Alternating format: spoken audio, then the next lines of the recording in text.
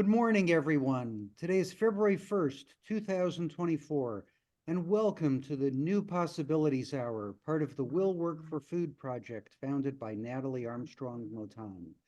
Every Thursday morning, Jean Lawler and I host another cutting-edge webinar for mediators, arbitrators, lawyers, and everybody who negotiates. As you know, there's no charge for these great programs. Rather, we ask people to contribute to a food bank if they like what they see. And so far, our audiences have been so generous, donating in honor of our great speakers. One of my favorite parts every week is when we announce the running total of just how much people have contributed. Natalie Armstrong Motan, would you please do the honors? Jeff, I would be happy to.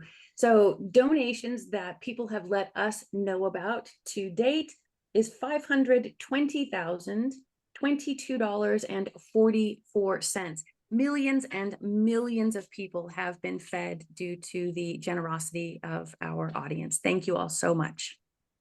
Fabulous. Thank you so much, Natalie, and thank you so much to our great audiences and our great speakers. Today we have another great speaker, Alexandra Hudson, author of this terrific book, The Soul of Civility. I've read the book, and let me tell you, it's a great read. It's elegant, it's elevated, it's sophisticated, it's dignified. It's really summarizes the history of civility and humanity's battle to enforce civility and where it comes from, how we go awry, and how we get back on track. Let me read you Alexandra Hudson's biography. It's right here in the back cover of the book. Alexandra Hudson is a writer, storyteller, and the founder of Civic Renaissance, a publication and intellectual community dedicated to reviving the wisdom of the past to help us lead richer lives in the present. She was named a 2019 Novak Journalism Fellow, and she contributes to Fox News, CBS News, The Wall Street Journal, USA Today, Time Magazine, Politico Magazine, and Newsweek. Her TV series, Storytelling and the Human Condition, was produced with The Great Courses and is available for streaming on Wondrium and Audible. Hudson earned a master's degree in public policy at the London School of Economics as a Rotary Scholar.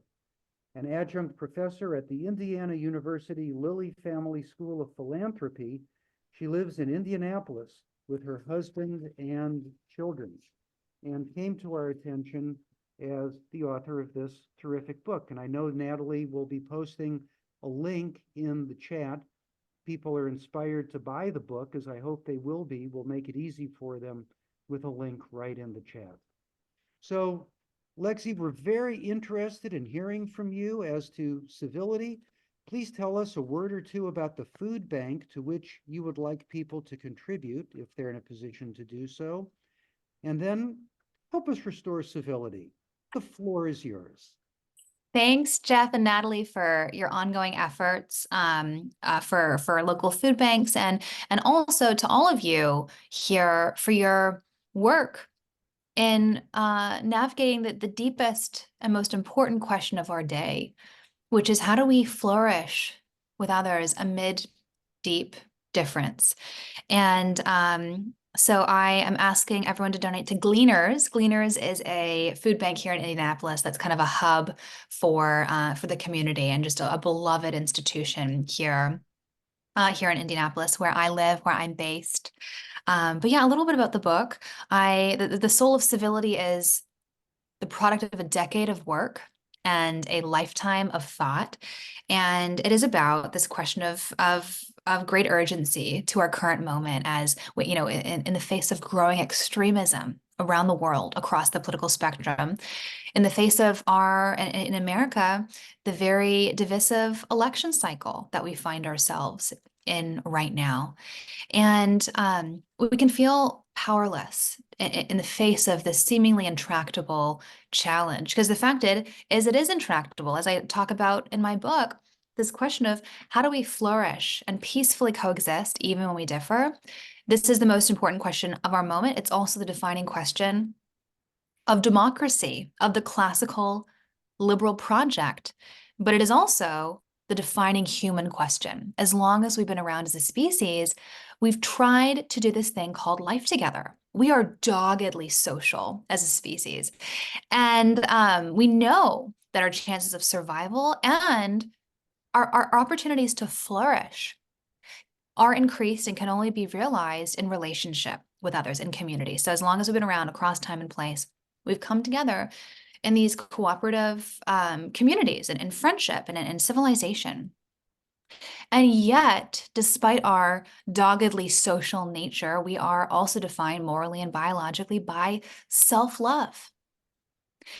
We are geared to put our own needs above others, to see things from our own perspective over those of those around us. And those two facets of who we are, the self-love and the love of others, are in tension. And that is why this thing called life together and friendship and community and democracy and civilization itself is always fragile. It is never a foregone conclusion. And so that's a little bit about kind of the overview of how I approach this book and survey across history and across culture to see that despite the timelessness of this problem, for example, I go back to the oldest story in the world, the Epic of Gilgamesh, and then I jump to the oldest book in the world, the Maxims of Ptahhotep, given to us from ancient Egypt, 4,000 plus years ago.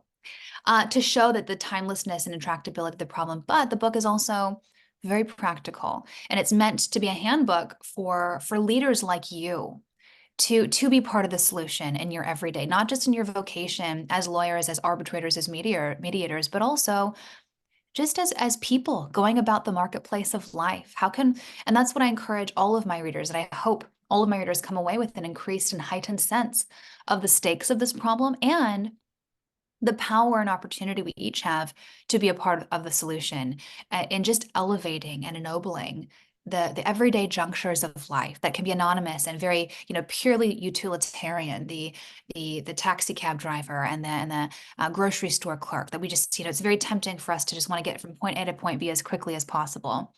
But that each of those are important junctures that can renew our resolve and the others' resolve to be part of this thing called life together across deep difference, this thing called society, this thing called democracy, that again is beautiful and noble, but also profoundly fragile. So that's kind of an overview of the book and some of the ideas that I think are pertinent to especially this community. And I'd love to hear from you. Where do you want to go? Thank you for reading the book, Jeff and Natalie. And I'd love to hear what aspects of the book were most interesting to you and what could be great and useful to your audience.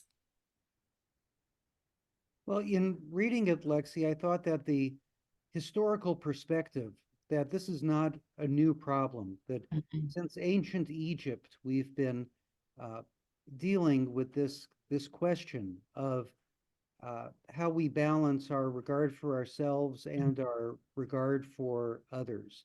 And I think the audience would truly benefit from hearing from you the pointers, the specifics. How do we get along if some of your relatives vote in a red state and some are in a blue state, and yet everybody's getting together for Thanksgiving dinner? How do we all get along? That's one thing that's very important. And after we talk about the micro level, I'd like to talk about some things that are specific to the context of lawyering. But before we get into that rich territory, talk to us about ordinary social interactions and how to deal with people who have generally different orientations than yourself. And then what do you do when somebody is going on and on about a position on, you name the hot button social issue, Right. and they're pretty strident about a view that's different than yours? I think two essential skills that you have as mediators that kind of get to the granularity of what this looks like in practice, how you help people in practice navigate deep difference. One is, and that are both central to my book. One is curiosity. We are so sure we live in an age generally of moral certainty, and that's especially true at the individual level as well, that we You know, we see things from our own perspective very clearly, and we see them less clearly from the view of others. We think that we're correct and perfectly whole and informed in our views, and that other people are clearly missing bits of the story and that they're insufficient and deficient. And what's that great John Stuart Mill side? Like, he who sees only their side sees only half the case, half the perspective. And that's so true. And so what you as mediators and arbitrators are excellent at doing, and why you have such an important role, is that, you know, in an impartial, calm way, you're not weaponizing the other side's position. You're saying, but have you considered it this way? And you're kind of opening up people's minds to being curious and open to another perspective, another interpretation of the facts, different facts entirely. And in my book, I talk about how curiosity is strangely deficient today because of this ethos of moral certainty. We think we have all the answers, and anyone who disagrees with us is just, you know, wrong, and not just wrong, morally bad as well. Like, it's really seductive. This is not a new thing, but it's really tempting to vilify people that think differently than we do. Like, difference is not just difference. It goes a step further to becomes a moral dimension to it, that because of the difference, there is a badness there as well. They're less rational. They're not fully human. Like, these narratives are really easy to kind of imbibe and embody, and that's why where you as mediators come in, and even, you know, having the opportunity to sit down and look face to face at the other party, like that's powerful. That can often kind of refute some of the dehumanizing narratives that the parties might have spun in their respective heads, to like look the other party in the eye. I think it's interesting. There are reasons for this, but a lot of our legal system depersonalizes, right? Like, you have people, like your lawyers talk to each other, and it's not parties grappling with one another, right? And even in arbitration, where parties are separated the entire time, and the mediators back and forth, that's a distancing effect that diminishes an opportunity to see the other party face to face, and be confronted with their humanity, and reminded of our common humanity, that there is an opportunity for that can be really important. But, you know, back to curiosity, that, you know, the curious life is the life well lived. And my parents modeled this for me growing up. My parents are very highly educated, very credentialed. They have a lot in the ways of formal schooling. My father, for example, is 3 masters and his PhD. But they knew and modeled for my brothers and I that learning was a way of life, that the good life was this disposition of engaging others and the world around us with a sense of awe and wonder, and having experiences, even really hard and negative ones, approaching that with curiosity too. What can this teach me? What am I learning from this? And even when we encounter difficult people that we don't like, what is this teaching me here? What am I learning from this person? That every experience and every opportunity has an opportunity it is an opportunity to teach us something about ourselves, about the world around us. And that is the stuff of the good life, but that's also an essential part of the solution to our deep divides today, where again, we're affirmed in our correctness on all fronts. Like, we go to our news media, we surround ourselves with people that just agree with us. Like, we're increasingly siloed, both virtually, but also physically. It's all too easy to just go through life and not really encounter people we don't want to encounter. And then when we do encounter difference, we're kind of shocked that people see the world so differently than we do. When in fact, there's a lot of difference out there that we're just, you know, blissfully kind of insulated from, intentionally insulated from. So anyway, curiosity, that's one practical virtue and skill set that I think you as mediators, arbitrators, and even lawyers are good at fostering on the other side, as you're dealing with the other party and trying to get people to see another point of view. Another, you know, Jeff, you mentioned how so much of the division today and toxicity today, it feels existential. It feels visceral. And I argue in the final chapter of my book that as a society, we've actually misplaced our meaning. We've made idols out of public life, of political public issues, of things, of transient things, not eternal, immovable, like soul nourishing things. I argue that as a society, as things like faith, family, civil society, community have been on the decline, that people have increasingly misplaced their meaning in other aspects of their lives, often, for example, politics and political issues. And that is bad for our souls, and that is bad for democracy as well. Um, Here are some symptoms of this sort of misplaced meaning. One symptom is the rise of people who are, triggered. You're having an everyday conversation, a topic is kind of barely broached, and all of a sudden someone inordinately responds, like it's as if you've like assaulted their very identity in life because you have, you just mentioned a topic, and it's like they feel under assault, like they've misplaced their meaning in that topic, and that's why they feel this overriding sense to defend themselves and defend whatever it is that has felt threatened. So kind of the trigger happy nature of a lot of our public discourse and public life today.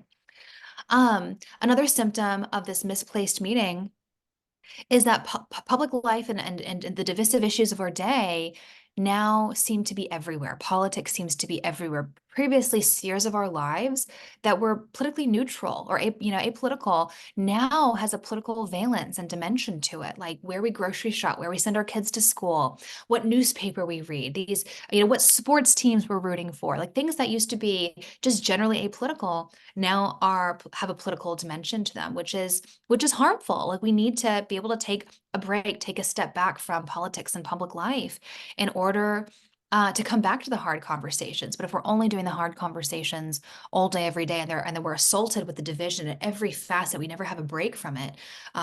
That's hard, and that's bad for our souls, bad for democracy.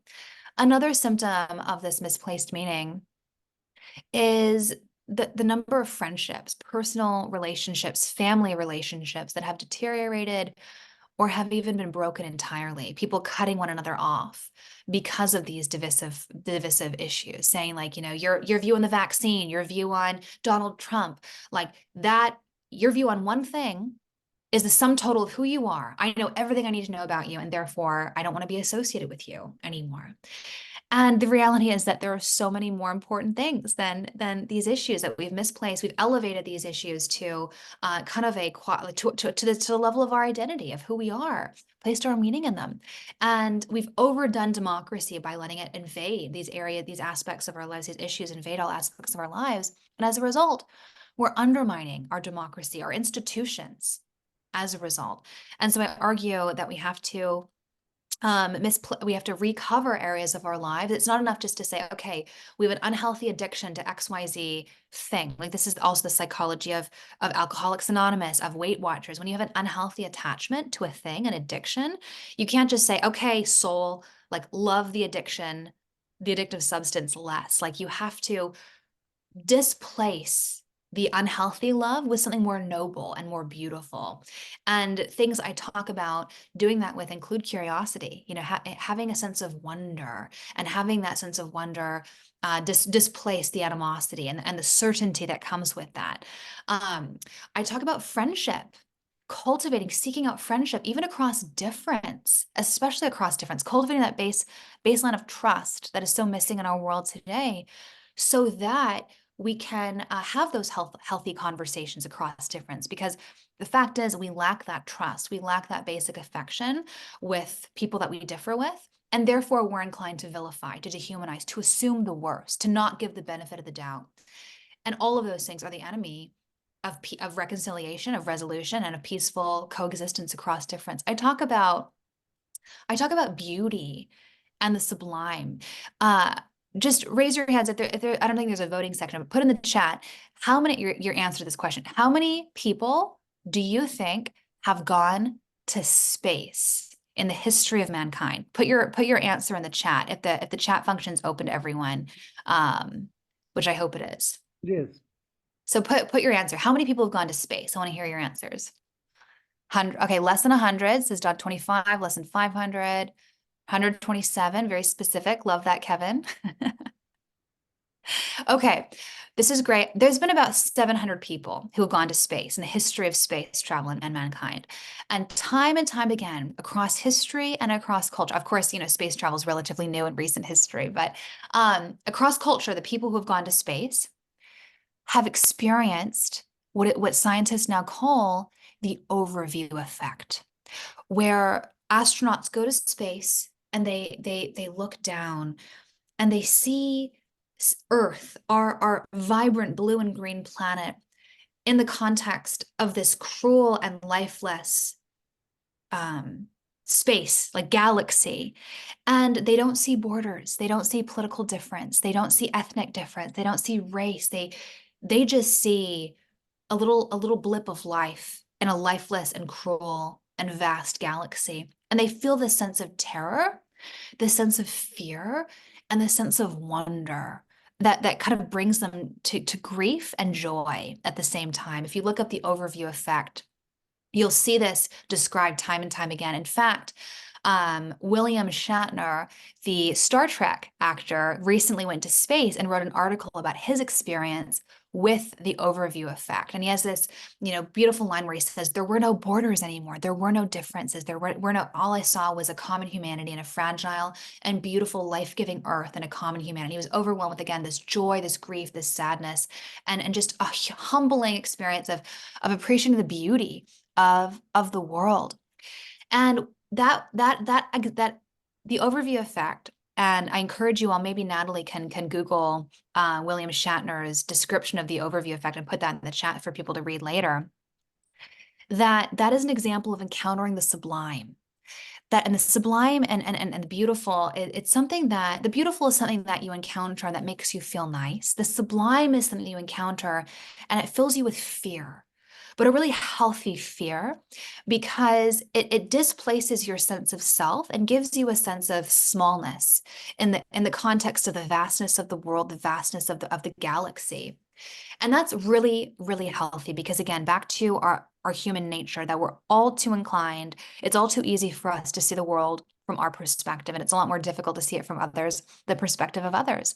But what the sublime does is that what Iris Murdoch, who was an Irish philosopher, she calls it, we have to continually declare war on what she calls the fat, relentless ego, this part of ourselves, the ego that is constantly inflated and nurtured, and we have to do things and have habits and practices that shrink it, that deflate it, and encounter the sublime, whether it's looking up at the California redwoods and these beautiful, historic trees, or whether it's being on the ocean during a storm and the ferocity of the waves crashing on the rocks, or looking up at space at night and contemplating the vastness of the galaxies, or being in space and looking down on the smallness and fragility of Earth.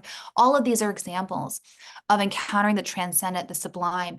And there's a whole growing literature about awe and why that is important for psychological well-being and physical and emotional health, that again, it displaces the self. It displaces ourself from the center of the universe, and it broadens our horizons.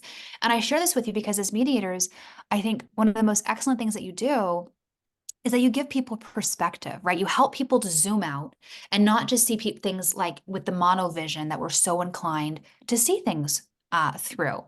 And instead, you have this visual in your mind of the overview effect. Like what are stories you can tell? What are ways that you can shift people's perspectives and shift our contexts, broaden our horizons in the way that I think our society needs to have its horizons broadened and shifted away from the myopic day-to-day squabbles of the culture wars and the daily scandal, the daily tweet, whatever it is.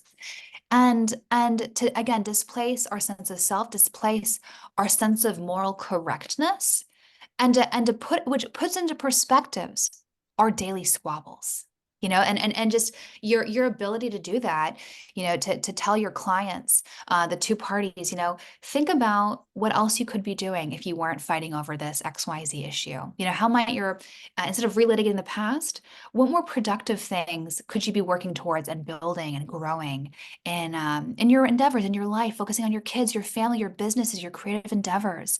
And those are all examples of perspective shifting, right? Broadening people's horizons. It's really easy to kind of just nurse old grievances and grudges, and to focus on an injustice that you desperately want to see righted. And that's a good and moral response that we ought to have. But to remind people that there are lots of injustices in the world, unfortunately, in this imperfect, fallen world we live in. And it's not our obligation to right every single one. We can't. that would crush us, that would crush anyone. And that we have to at some point be willing to, let go, even if it means we take a hit, even if it means we live with an injustice being done to us that is never righted this side of eternity, that we can move forward in strength and wholeness, and not let one part of our brain and emotional energy be, dripping out and leaking by nursing these old grievances. That these are all gifts, I think, that you can give to your clients that you do give to your clients, helping them zoom out, broaden their horizons, and hopefully move forward in resolution and in strength. And better people for, and this is also a really interesting thing that you can give people as well. Instead of having people emerge hobbled from a conflict, which can often feel that way, how can you tell them a story of resilience? Leave them with a feeling like this has made you stronger, even if it's not exactly the resolution that you wanted. I think as mediators, you've had a good success if both parties walk away feeling they haven't gotten everything they've wanted, right? But even if people are frustrated by a resolution, that you can say, help them tell themselves a story of resilience, of anti-fragility, that this controversy, this conflict has made you a better person. It's taught you something. It's made you stronger and better able, better equipped to go forth in your respective marketplace of life and strength. So those are just a few ideas of ways that I'm grateful for all of your work you're doing. You're on the front lines of this essential work of helping us peacefully coexist across deep difference. Clausewitz, the famous scholar of war, he said that politics is war by other means. And the inverse is also true, that war is politics by other means. That if people like you are not helping parties peacefully reconcile and move forward in strength, that violence is always on the table. And I say this to, public leaders and politicians and that I talk with as well. Like, our institutions are beautiful and they're in place for a reason, but they can only do so much. That when the institutions that help us peacefully navigate our differences fail or are hobbled because of our inability to we live in an age of hyper-partisanship and deep polarization that mean our Congress, our democratically elected officials are not doing what they're supposed to be doing. That when our institutions are crippled and aren't working as they should be, that violence, unfortunately, becomes an option again. And that's not good for anyone. I think we insufficiently appreciate that the peace and prosperity that we know today is not a foregone conclusion. I mean, we live in a time of war right now in Russia and the Middle East, and that, in our history as well, America was founded on revolution and protest. We've fought a civil war. We've had a history of protest and violence, and it's not a foregone conclusion that those things are realities of the past, that they could be realities of our present, of our future, and no one wants them to be. But that is where you come in and why your work is so important. And I just want to thank you for what you do. Well, let me thank you for all that. Thank you for giving me permission to refer to you informally as Lexi. Let's start with one of the last things you mentioned, which is what you might say to people in the process of settling a lawsuit. And we know that the person who's paying money is paying more than they think they should pay. The person who's getting is not getting as much as they think they deserve to get. Mm-hmm. I find sometimes, and I believe other mediators do, it's challenging to talk to people about resilience and moving forward and strengthening themselves through the process without sounding patronizing, Mm-hmm. or without sounding like the mediator is trying to, the CYA for the mediator in not having helped these people obtain the settlement they really, really wanted. So how practically, how might one phrase these sorts of things in ways that don't sound patronizing or self-serving? Mm-hmm. It's such an important question. One thing that I think excellent mediators are good at is making their connection to the client, to both parties respectively personal. Getting to know we know what they don't like, and often they don't like the other side. They don't like the situation they're in. But what do they love? What are they passionate about? Are they passionate about their kids? Are they passionate about building their business? Are they passionate about, what is it that they love? And what are the opportunity costs of persisting, of pursuing? And at what point is it better for the soul and, for the purse, for, an emotional, psychological, financial, practical level? At what level is it better to take an imperfect resolution to move on and to be stronger as you pursue proactive, productive things, as opposed to being mired down in retroactive, rehashing the past and relitigating old grievances and grudges like that. People, I think, we don't have a high enough appreciation of our um, emotional energy and what is lost in pursuing something that is retroactive, that is in the past. And I think your challenge as a mediator is to help people quantify that cost, that it's not costless. Like that there are financial costs, those you can quantify those. There are costs in terms of time, you can quantify those. What you can't quantify is the little part of your brain and that is like constantly dedicated to the matter. And that you're losing something. That is a serious cost. In my mind, that's the highest cost. And, often these things are personal, right? Like even if it starts out in like a business, but it becomes a personal thing. And so how do you help people tell themselves a story that personally makes it more worthwhile to move on than to keep fighting, to keep persisting? And I think one effective tool to do that is to reframe, to help people zoom out and see the small quibble in the context of the broader schemes in life, in context of the vastness of the galaxy, right? Like getting back to Shatner and the overview effect, and that's a tool that is at your disposal to help people reframe and contextualize both the costs and the benefits of possibly letting go and moving on. Yes, the great Roger Fisher, late professor at Harvard Law School, one of the authors of Getting to Yes, used to use the expression, go to the first row of the balcony and try to view the situation as if you're in the first row of the balcony, looking down at it Yes. unfold on a stage. Yes. So when you talk about the getting to those personal things, those intangibles, they're hard to quantify. Yeah. As mediators, we basically get to work with people for a day. Mm-hmm. They know they're lawyers, but chances are we don't know the parties themselves. They come in, the lawyers sometimes are very protective of their clients and resist efforts by the mediator to talk too much to their client. And it's hard enough when we're in person. And now, of course, many of us do a lot of our mediations on Zoom. Mm. So when we're either in person or in the online environment, what are some good techniques or some good icebreaker questions that we can try to ask people to start getting below the surface? What's working? Mm-hmm. Mm-hmm. That's a great question. Well, I think if possible for you and all parties, being in person is always better. I think we learned that during the pandemic, that virtual is a very poor substitute for the in-person interaction.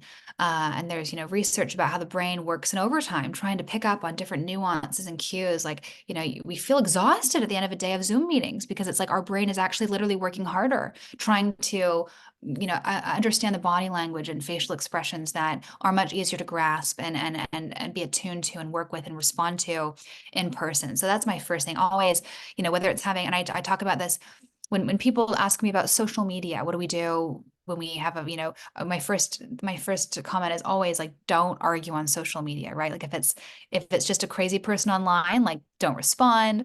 If it's someone that has like come at you out of the woodwork saying, you're wrong on this or X, Y, I disagree with you, or you're terrible. Like if someone and there's a history context there and you think it's worth trying to salvage the relationship, reach out and try to move that in person, because we're much less likely to do and say vitriolic things when we're in proximity and we're seeing the humanity of the person on the other side of an issue from us. So that's my first piece of advice, that if you can, in person wherever possible, for a multitude of reasons, mostly just helps maintain the humanity of the other, and fosters that connection.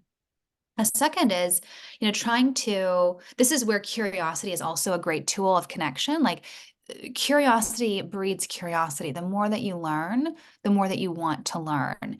And as a mediator, the greater baseline of knowledge you have about various things, hobbies, interests, science, history, whatever it is, that's a great baseline for you to come in and be able to be conversant and establish a connection with the people that you're trying to mediate between. So, trying early on to find those areas of commonality between you and them, establishing that rapport. Maybe you have a passion for collecting coins or model trains, or even if you don't have a passion for it, if you know something about it and can be a little bit conversant with someone on their point of passion, like the defenses, you can see kind of the tension melt away, right? They're there to have a conversation about something they hate that they would prefer not to be there, probably, right? They'd probably prefer not to be in that situation, probably prefer not to be in litigation, be in a mediating room. But like, again, the moment you kind of shift the focus for even just momentarily to something, to a joy and to a point of commonality, that is beautiful and that's important. And that can go miles to like you having the moral authority to speak to them about something. They're much more inclined to listen. The defenses are down, and you all of a sudden have an opportunity to speak to them in a way that, and in a way that they might actually hear and listen and heed in a way that they wouldn't if you just come out and like got right down to base, talk about brass tacks and what's, how do we find a way forward? And of course, once the rapport is established, you are even given permission, perhaps, to tell a hard truth. And this is a core part of my argument in my book, that there's an essential distinction between civility and politeness, that politeness is manners, it's etiquette, it's technique, it's superficial, it's external, whereas civility is internal. It's a disposition of the heart. It's a way of seeing others as our moral equals who are worthy of a bare minimum of respect by virtue of our shared moral status as members of the human community. And that crucially, sometimes actually respecting someone, actually loving someone, requires being impolite, telling a hard truth, engaging in robust debate. And, as a mediator, you have a duty to tell someone a hard truth. But the service that you can do and how you can honor the context that you're in is to establish that rapport, make that person feel like you see them, you know them, you care about them, you care about this, and finding a just solution. That gives you permission to speak that hard truth. You're doing it in love. You're doing it out of respect, that you're not just coming in there and you're being unfair and you're trying to, get the best deal for the other side. Because that's a story that you could imagine someone telling if they feel the mediator's coming at them and not really hearing their perspective, not seeing their side of the story. But once you make them feel seen and known and appreciated and respected, perhaps through establishing those commonalities, those areas of commonality, passion, shared interest, that gives you an incredible moral authority and power to, again, speak civilly, not politely, right? Like you're not papering over difference. You're saying, no, there's a difference here and we have to talk about this. And I want to help you. I want to help you get this done. I think everyone here is better off finding a resolution now and moving on with their lives rather than, again, relitigating the past in ways that is expensive psychologically, emotionally, financially. So it's really, in a sense, not focusing on victimhood, but focusing on agency. Yes. And trying to empower, to use a word that's often used in mediation training, figuring out a way to empower people to view themselves as having agency, and that establishing the rapport is critical to being able to speak civilly, directly, getting beyond the nice. It's an interesting challenge for mediators, particularly earlier years of mediation, we were sometimes mocked by the legal community as being a bunch of hot tub practitioners, and kumbaya was a phrase that was often thrown in our face, and linking pinkies and, stuff like that. And, generally speaking, I don't think the legal community wants Mr. Rogers as their mediator, but they don't want Hulk Hogan either. And threading that needle can sometimes be a real challenge for us. Does that trigger any thoughts in your mind how to thread that needle? Yeah, it's an interesting question. I mean, today there are two groups of people in our public life. There are people who um they want to just, kumbaya, and we can just like all talk nicely to one another, then this will resolve all of our problems. And there's another contingent that says, no, we want to puncture that culture of hypocrisy and pretense and polish, and we need to be willing to talk hard truths, and we need to be willing to take the gloves off and go to the mattresses in order to beat the other side.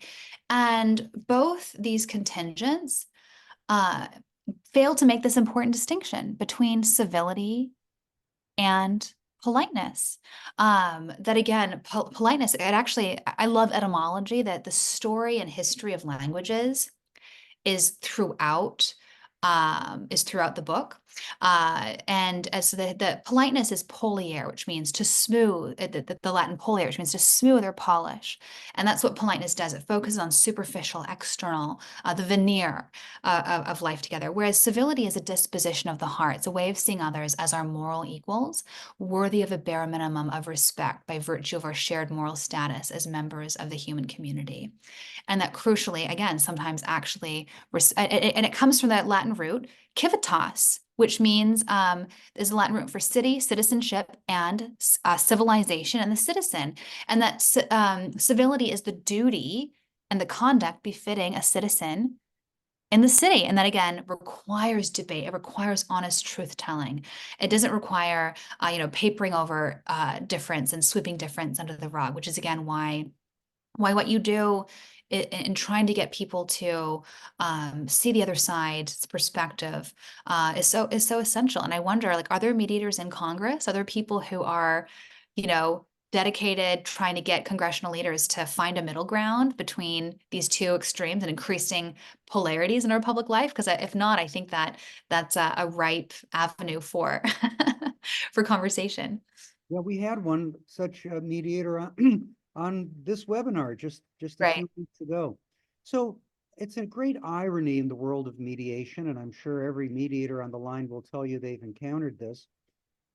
Many times the people who are most wrong, that is their cases are weak. They're going to make bad witnesses. The judge is ruled against them in all kinds of preliminary matters. This thing is just swirling down the drain. The people who are the most wronged, shall we say, are the most convinced that they are in fact right. They're just seem to be unshakable in it Yeah. because of something, right? And as mediators, we're not therapists, we're not psychologists or psychiatrists. What are some techniques for being civil and effective in dealing with people like that? Yeah, Winston Churchill said, a fanatic is someone who won't change their mind and can't change the subject. And what do you do with a fanatic? What can you do if there's someone that is just so certain in their ways? The best you can do, first of all, like, you're just one person, and you're one voice that hopefully is one of many voices that can help them, listen to reason and be open to change their mind and at least seeing another point of view. But I mean, that's the best thing that you can do, is just poking holes in like the neatness of their theory that enables them to maybe at a later date be open to another perspective. But I just want to affirm the humility that you all must have, that you're not going to win every single one. And if you do encounter a party that again can't change their mind, won't change the subject, that's how they've um chosen to go about this particular issue or about their life in general, even, that there's only so much you can do. And that's hard, that you have to come to the other party and say, like, I'm sorry, I did the best I could, but this isn't really productive. This isn't really going anywhere. Yes, sometimes I think one of our role models as mediator is the toreador. You wave the cape as the bull goes by, and you hope you don't get gored as in the process. That's sometimes what a mediation feels like. Let's go back to something you mentioned, very beginning of your comments about people speaking face to face with each other, and that tends to dissipate a lot of the demonization that takes place in conflict and mediation situations. Every mediator on this webinar will go, okay, we have a lot of situations where, based on our mediation training, we're trained to bring people together at the beginning of the mediation or very early in the mediation process, have people go through an agenda, exchange information, get new perspectives on things, and hopefully create some latitude in people's thinking for further negotiation and bargaining. And then we get a lot of lawyers who say, oh my gosh, last thing I want is to be in the room with these other people. They're a bunch of hotheads. No matter what I say, boom, it'll be a thermonuclear explosion. It'll go way off the track. My clients will get very antagonized. Plus, we already know everything that they have to say. There's no learning to be done here, Jeff. So please just keep us at separate ends of the hall and just shuttle numbers back and forth between us. And by and large, mediators, or at least mediators of my generation, think that's kind of a hollow process and doesn't really plumb the depths of what we can offer. We want to offer more, but we get resistance. What could be effective in dealing with that? Hmm. Yeah, like how to, is your question like how to puncture through this perception with parties that you're more than a glorified kind of carrier pigeon, just like shuttling offers back and forth? Is how to get people who are reluctant to have direct communication to engage in that direct communication, to go beyond the metronome, the shuttle diplomacy. When people come in so resistant to sitting in a room together with each other, because one, they think they already know everything the other has to say, and number two, they think it'll get emotionally out of control. Mhm. What can we do when we as mediators in our hearts and minds think there's a lot of benefit that could be gained from getting people together? You mean like putting people in the same room? Yeah, putting people in the same room. Yeah, it's really interesting. It's I'd be curious to hear from you. What are the circumstances in which you think it is helpful to get people in the same room versus when it is helpful to have distance? Um, There are a few cases. or is it always beneficial to have people? What do you think? It may not as mediators, we don't want to say always, because every case is different. And there are some cases where that if you put these people in a room together, it would be like dropping two cats into a mailbox. They would just tear each other to pieces. Mhm. Cases I think are few and far between, and far fewer than the number of cases that the lawyers who are our clients think is in that category. And we as mediators say, boy, if we could get these people together, some, maybe much of the demonization would dissipate. There's things that they don't really understand well about each other's perspectives. Maybe they don't understand each other's resolve. Maybe they don't understand each other's view of the facts and the law. And we think that there's a lot that could be gained from that kind of, we call them joint sessions generally, that kind of direct communication. And there are many lawyers who just, lay down on the railroad tracks against that sort of thing. And we'd like to be able to do a better job of convincing them that there is indeed benefit to be gained from getting together face to face. Mhm. What might work in your experience? That's so interesting that you kind of, is it primarily lawyers who deem that a bad idea and who try to prevent it? So, I mean, again, lawyers are my husband's an attorney, so I can disparage lawyers all I want, I think. But no, lawyers are very important. That they have an important role. Their duty is to protect and seek the interests of their client, and again, they're there to provide a level of insulation from their client to the issue and their client to the other party. And so it's almost as if that resistance that you get is maybe them protecting that their role, their insulation, their authority, like that they're the only one able to speak to their client, as opposed to you speaking to them, or the other party saying something that might cause their client to change their mind. And so I guess, what you can do is, speak to the client directly and ask, make them curious about what they might learn from the encounter, the exchange, how they might grow, how they might be challenged by it, but how it might be a really helpful exercise as well, especially if it's a step towards resolution. It might be, you can be modest and not over promising, but say it might be nothing, but it could be really helpful. Why not, why not give it a try? If not, like we know we've tried everything. But I think that your gift to mediation, your gift to both clients, is that you want them to feel like they did their best. That if the end goal is to have this be put behind, then you want people to feel like this was a worthwhile endeavor, that they're paying you, they're paying their lawyer, they're paying in their time, right? Being there, that presumably they have a vested interest in hopefully finding a resolution. Remind them of the costs of them being there. Remind them of the reason why they're there.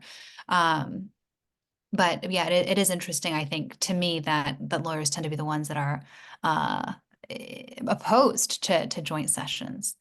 And I just want to share with everyone that anyone who chooses to buy my book, I've created a set of gifts, $500 worth of gifts, called as just a pure thank you for buying the book. And one of them is an ebook called Cultivating Curiosity, the hidden secret to the life well lived, and to also healing our divides. So I'll put that link in here, that once you order the book, you can go to this link and claim your gifts, including a kind of handbook on to how to be curious and how to cultivate curiosity, which I hope could be an excellent tool for you as you try to foster mutual learning and curiosity on both sides in your endeavors as arbitrators and lawyers and mediators. Well, I'm intrigued. You've made me very curious. Now, here's another question for dealing with lawyers. Sometimes it seems incivility might pay, right? And we see situations where lawyers have a fiduciary obligation to their client to get the very best result. And if a lawyer thinks that they can use a power dynamic, right? And women lawyers, we hear from women lawyers that older men sometimes try to bully and berate them. Less experienced lawyers say that more experienced lawyers try to browbeat and bully and berate and behave with incivility in an attempt to overpower, overwhelm a quote unquote less powerful lawyer in order to try to get a better result for the client to whom they owe the obligation to get the best result possible. What about that? Yeah, it's really interesting. One aspect of my book, I argue that civility is its own reward and incivility is its own punishment. And I actually borrow from Dr. Martin Luther King Jr., who in turn borrows from Socrates, who says something very similar, that virtue is its own reward, vice is its own punishment. And Dr. King, in his letter from Birmingham jail, says that segregation is mutually harmful. It's mutually dehumanizing. It hurts the party who is segregated and hurts the party who is a segregator. It deforms their soul by giving a false sense of inferiority or superiority. And I borrow that idea and build on it and apply it to civility, saying that when we are cruel, when we are malicious to others, when we abuse a power dynamic, when we make someone feel degraded as a human being, we don't just hurt the other. We hurt ourselves too. We are made a little bit less human, a little bit less humane. Our souls become deformed. But just as incivility is mutually harmful, acts of civility, grace, compassion, mercy are mutually ennobling. that affirming the dignity and humanity in the other and seeing them and treating them as an equal, that is its own reward. It ennobles, it humanizes both parties. And this is a core argument of my book, that we can't control others. We can only control ourselves. And that I hope that in speaking to people, I hope that people hear this message, and they, we hear this language that nice guys finish last, that you have to be willing to take the gloves off and fight to the mattresses in order to succeed, to win, to beat the other side. And that, that sort of mentality doesn't just hurt the other side, that it hurts us too.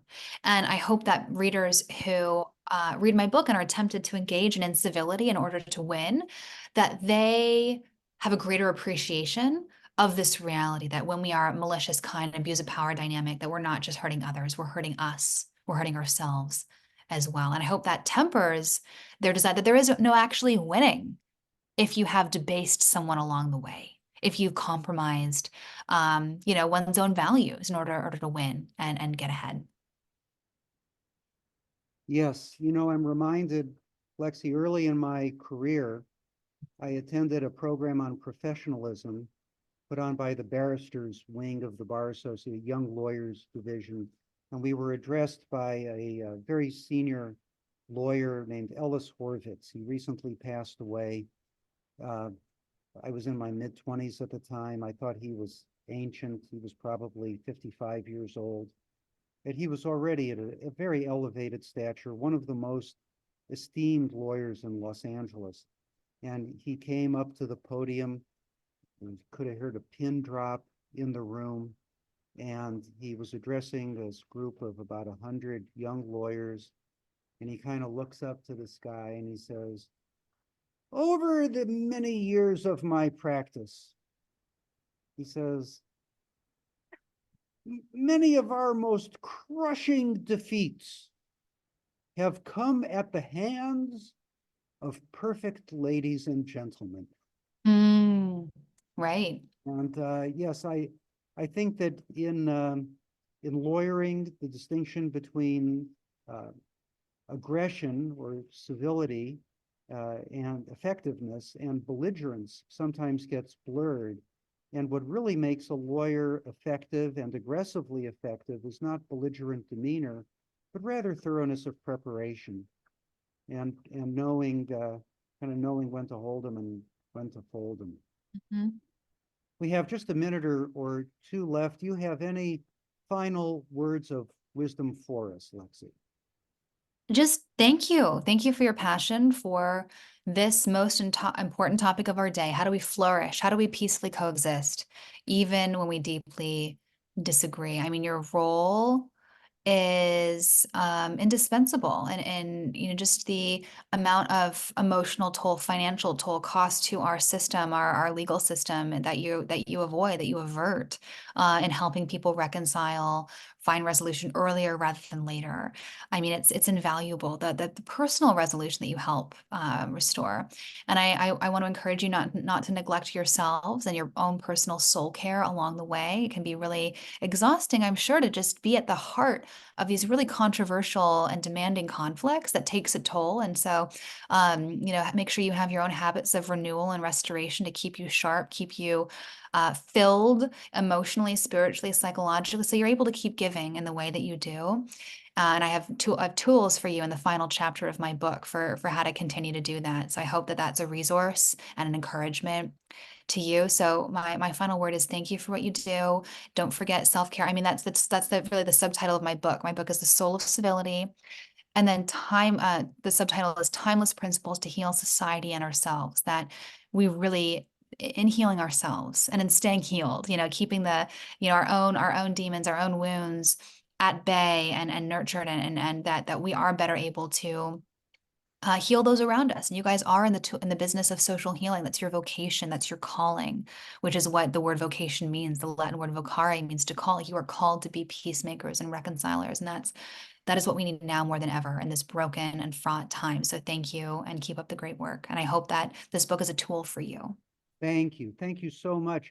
One approach to self-care and self-improvement, I dare say, recommend to people, get the book, Yeah. The Soul of Civility. I benefited from reading it, and I think everyone on the line will as well.